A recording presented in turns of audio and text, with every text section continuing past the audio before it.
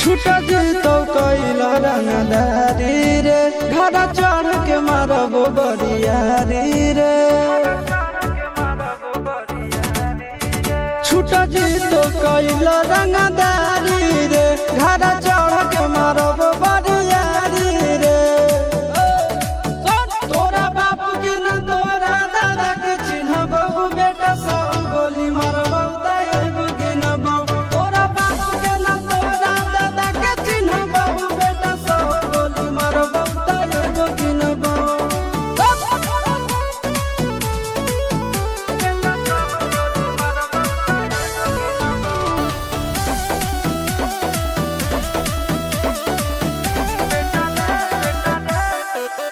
बेटा रे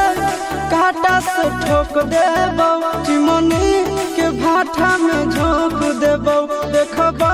कवन बाप बचैतौ तोरा प्रशासन के गाड़ी भी रोक देबो बेटा जी सुनो बेटा रे काटा से ठोक देबो चिमनी के भाटा में झोंक देबो देखबो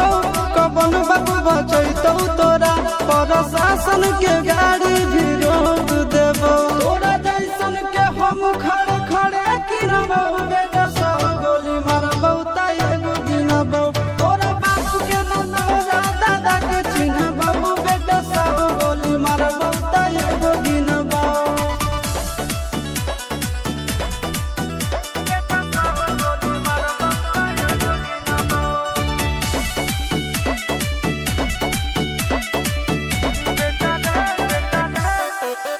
बेटा रे दौड़ा के बाजार में मारबो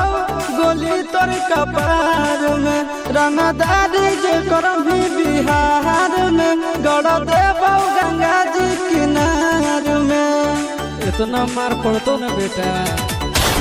बेटा रे दौड़ा के बाजार में मारबो गोली तोर कपार में रंगदारी जे करम भी बिहार में गड़ देबो गंगा जी किनार में कहो चिंटू आशीष के कारण सुनाबो बेटा सब गोली मारबो ताएगो गिनबो तोरा बाप के न तोरा दादा के चिन्हबो बेटा सब गोली मारबो ताएगो गिनबो मारत मारत पिछुआरा लाल कर दे बेटा ध्यान से बाप इधर है।